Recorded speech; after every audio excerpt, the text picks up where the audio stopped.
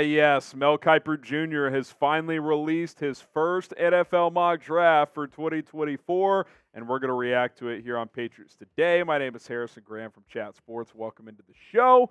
Appreciate everybody for clicking on this video. And the Patriots draft the quarterback. We'll tell you which one they select in just a moment. But hey, should the Patriots draft a QB with the number 3 pick? Put your GM cap on, even though we don't know who the Patriots GM is. Type Y for yes, type in for no, and let us know if you think New England should draft a quarterback at number 3. And Rolly, sometimes dreams come true. Drake Maye falls to number 3 in Kiper's first 2024 mock draft. I need it, man. If this was how things shook out on April 27th or 28th, whenever it is, I would be the happiest camper alive. I know there's a lot of Patriots fans out there that are a little bit low on Drake Maye. They're a little lazy and with their comparisons and have compared him to Mitch Trubisky. Oh, I wonder why that is. And I've also seen some comps to Mac Jones, which the only comparison to Mac Jones is they both wore number 10 at college because they play absolutely nothing alike. But a lot of y'all know, if you were returning viewers, how high I am on Drake Maye. It might be a little biased, might not be, but I think he's the total package. He's my number 1 quarterback. I'm not the only one that thinks that either, by the way, because Dane Brugler of The Athletic has Maye as his number 1 guy, but he still mocks Caleb Williams number 1. But I'm a big fan of Drake Maye, and in this mock draft, you're probably wondering how that ended up happening, him going to New England. Well, this was the top 5 from Mel Kiper, and he had the Bears staying put, but had Washington going Jayden Daniels with the 2nd overall pick. Yeah, and look, you know, these draft analysts, when they do their mocks, typically, now their own biases might come into play some, but typically they do that, especially at the top of the draft, based on what they're hearing. And I will say this, Rolly, Mel Kiper has pretty consistently hyped up Jayden Daniels, like for a few weeks now. He said, hey, Jayden Daniels, it wouldn't shock him if he got in the conversation for number 1. But if Daniels does rise and say the Commanders really like Caleb Williams, but they can't get him, maybe they like Jayden Daniels more than Drake Maye. And then if you're New England, Drake Maye sitting in your lap at 3, that feels like a no-brainer opportunity if that comes to fruition. Now, here's what Kiper had to say on the selection of Drake Maye. He said the Patriots ranked 2nd to last in the league in offensive points per game, 12.9, my goodness. And their offensive line ranked last in pass block win rate at 43.5%. Linemen Trent Brown and Michael Winu, and tight ends Hunter Henry and Mike Gesicki are among the team's free agents. What better way to start a new era and possible offensive rebuild than to take an elite quarterback at the top of the draft? Maye had some ups and downs in 23, but he's an outstanding deep ball thrower, 6'4" frame. He takes care of the football and has some dual threat ability. There's a ton to like in his potential, and while the Bears might struggle with the decision to move on from their first-round quarterback in the 2021 draft, the Patriots should not agonize as much. Mac Jones has regressed enough to make that an easy call this offseason. Quarterback is by far New England's biggest need. So would you guys be happy if the Patriots selected Drake Maye? Type H for happy or U for upset. I would certainly be happy with it. I'd be thrilled if it was in a scenario where you didn't have to trade up. I mean, Rolly, you could argue this is the dream outcome here. Oh, it is for me. I've always said that the dream thing for me is that, well, if Jayden Daniels went number 2, I guess that takes care of itself. But I've always said that I'd love for the Bears to keep Justin Fields, trade out of the number 1 pick with Washington. Chicago goes from 1 to 2. Washington goes to 1. They take Caleb Williams. Marvin Harrison Jr. goes 2. And then Drake Maye falls in your lap. There's pros and cons of both quarterbacks that are going to be there surrounding New England between Maye and Jayden Daniels. You expect Caleb Williams to go number 1 regardless who's making the pick. So you really have to start looking between Drake and Jayden unless you plan on trading up to number 1. And I just like Drake Maye. And sure, the raw statistics are going to support Jayden Daniels, and rightfully so. He won the Heisman. He's also playing with Malik Neighbors and Brian Thomas Jr., 2 first-round picks that are likely going to go in the top 20 each in their respective terms. But Maye possesses an elite ability to be mobile, but also throw the ball downfield. And when you think of the pros and cons of Drake Maye, sure, he regressed a little bit when you look at the statistics, but he also relied on a running game in his final year at North Carolina. Marion Hampton was terrific. And he, to me, is the best thrower of the football between the hashes, over the middle of the field. He's got the velocity. He's got the arm talent. He can do it all. Yeah, I mean, look, if you can build a quarterback in terms of like height, weight, athleticism, you're not going to find many that are built better than Drake Maye. He's between 6'4", 6'5". He's going to be 220, 230 pounds. The arm is strong. It's elastic too, if that word makes sense. Where like he's a smooth thrower of the football. Like he doesn't have a hitch in his release. Like it just looks easy. I mentioned he can move around well. He sees the field. Like he's built like Justin Herbert. Herbert's probably a little thicker, but he also added weight once his career got going. I'm sure that'll happen with Drake as well. If you tell me you're getting Justin Herbert light, Justin Herbert 2.0, I know Herbert hasn't won a ton yet, but you put Herbert in New England, I think we'd all be pretty happy with that. So if Drake Maye becomes that type of player, I think that's more than a home run. That's an excellent pick. Yeah, and I think the one thing that is so impressive of Drake Maye is the rocket arm and the creativity that he plays with. It might not be Caleb Williams level creativity, but a lot of people compare Drake Maye to Justin Herbert. I think that's fair because of strong arm and just their way their body looks, because they do look pretty similar when they've got pads on and a helmet. But I see a lot of Josh Allen in Maye, and you're not probably going to get the mobility of Josh Allen in terms of I'm going to just truck you and we're going to run QB powers. But when you talk about the ability to make a play outside the pocket and just visualize the deep ball down the field and throw it as far as you possibly can and still possibly overthrow wide receivers 60 yards downfield, I do see that. And that is one negative as well with Drake Maye, is that he sometimes puts himself in harm's way when he doesn't need to. He leaves the pocket a little bit early like Josh Allen does, and he doesn't take the check down right away. That's something he'll have to work on, but I see the ability to do things with his left hand, with his right hand, fit it in the tight windows, do it on the run, and zip it over the middle of the field that Josh Allen has really proved to dominate New England over the past 4 or 5 seasons. You would rather have to scale back fearlessness than to add that to a quarterback, if that makes sense. Like you'd rather have someone who can and believes that they can make every throw than have someone who's hesitant to throw the football or doesn't think or doesn't have the arm talent to make certain throws. And that is one thing. Like if you're comparing Drake Maye and Jayden Daniels, sure, Daniels is a superior athlete and runner of the football.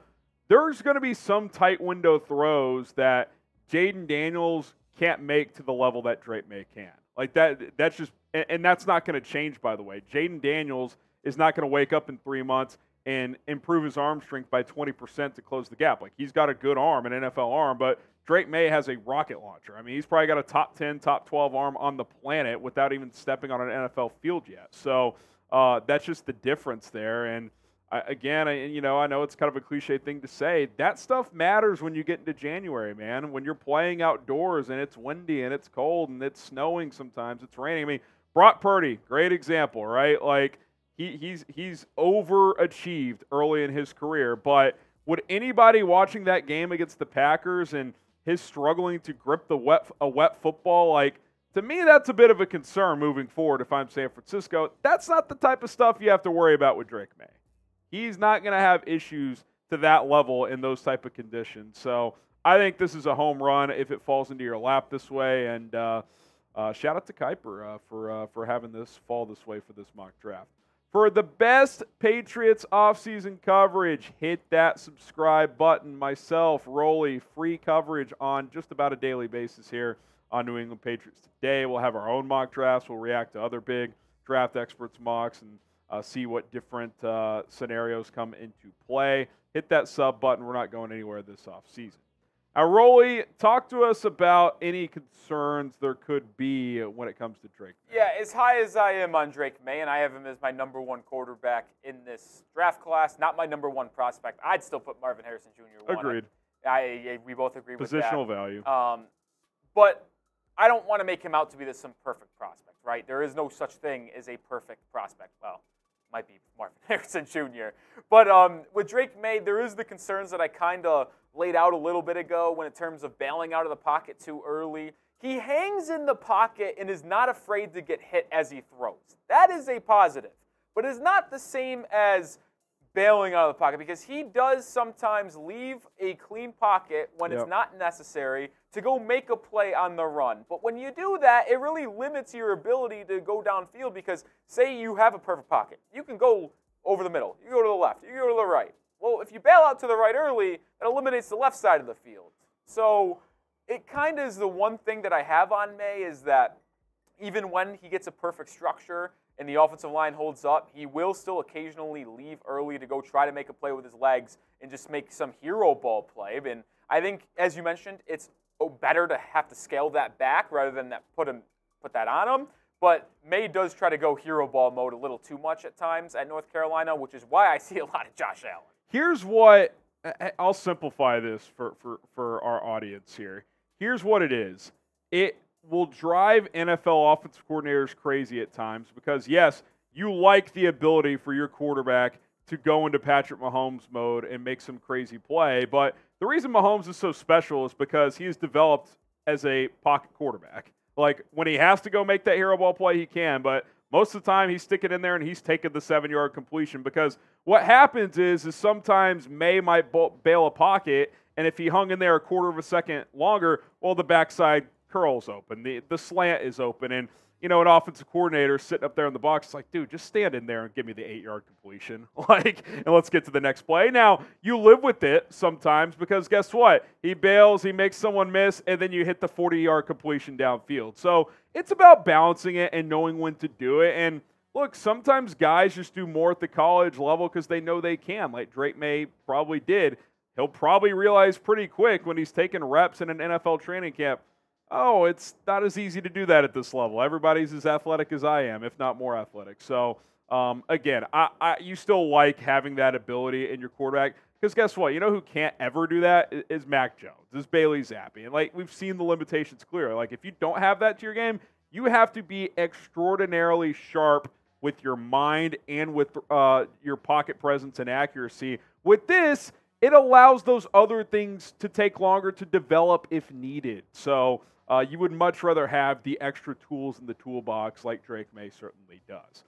We do have a T-shirt combination available for you guys here at Patriots Today. Long sleeve, short sleeve T-shirt here. You get 2 for the price of 1. Chatsports.com/Patriots shirt combo. Patriots shirt combo. Say that 3 times fast. Link is in the comments and in the description. You get a little blue, get a little red. You got the old school logo there. You got to love it. Chatsports.com/Patriots shirt combo. A lot of energy, a lot of momentum around this franchise right now. Go represent. Get some new gear today. Link is in the comments and in the description.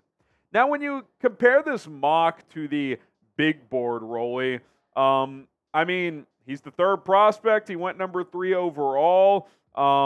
Obviously, quarterback just gets a premium overall. So Kiper, you wonder if Kiper's hearing something about Daniels in Washington. Yeah, that's why I wanted to really show this, is that you saw the top 5 in Mel Kiper's mock draft, but this is his big board. That's the top 5. He has Odunze at number 5, which to me is quite the shock that he's over Neighbors and even inside the top 5. But focusing on the top 4 here is like, I think that Washington might be in the market for like Caleb Williams or Jayden Daniels. Because for Kiper to constantly hype up Daniels as someone who could go number 1 and then mock him number 2, like, it's clear to me that Kiper, at least very early on in the process, has heard that Washington really likes Daniels or Caleb Williams. Yeah, because you don't hear it with Chicago. Like, the Chicago conversation, and maybe the Bears are doing a great job of keeping things under wraps, but the Chicago conversation is they're either keeping Fields or drafting Williams. Like, you don't even hear Maye anymore when it comes to Chicago. Now, again, it's smokescreen season. That could change. They haven't gone to the Combine yet, all that stuff. But you do wonder if Kiper's hearing something behind the scenes of, like, if Washington's unable to move up, maybe they like Daniels, that type of quarterback, more than they like Drake Maye. Yeah, and the reason why I just want to really hammer home this and this draft strategy, if you will, for New England, is you saw the top 10 prospects on Mel Kiper's big board, which, by the way, quick tangent, 9 of the 10, at least right now, are offensive. How about that? It's an offensive-heavy draft class. Good year for New England to be picking high because they need offense. Really benefits New England there. But I just want to hammer home, I know it might be boring to hear the same thing over and over again, but if you're watching for the first time, it is no doubt, in my opinion, and I think Harrison agrees, the 3rd overall pick from the New England Patriots will be used on one of the 3 quarterbacks or Marvin Harrison Jr. Yeah, I mean, it just is what it is. I don't foresee any other scenario. I guess the one exception is if there's just some, like, crazy trade-up that someone offers outside of the top 5. that you just feel like, wow, they're giving us 2 future firsts and a second. We feel like we have to take it. But if they stay at 3, I mean, there is no other scenario. Michael Penix isn't getting up there at this point. You're not taking J.J. McCarthy, I don't think. I don't think you're going to go rogue. And I love Brock Bowers, but you're not taking him over Marvin Harrison Jr. So, yeah, I'm with you. I think it's Williams, Maye, Daniels, or MHJ. Williams probably the longest shot there because I do think he goes number 1. So, yeah, I mean, you're kind of down to 3 or 4 prospects, even though we're 3.5 months away from the draft. So obviously, they will do their due diligence on all of the prospects. I just want that to be abundantly clear. But with your 2 biggest needs being wide receiver and quarterback, and the top 4 players in the draft being wide receiver and quarterback, I mean, it's a match made in heaven. You picked the right year to not be good, I'll tell you that. No one wants to be bad and be picking in the top 5, but you picked the right year to do it. Let's just say that. Yeah, if you're going to suck, do it in the right year, and New England has done just that. All right, guys, appreciate everybody for tuning in. By the way, grade the pick of Drake Maye at number 3 overall. Give us your thoughts on that. Hit that subscribe button. We'll be back tomorrow with another episode of Patriots Today.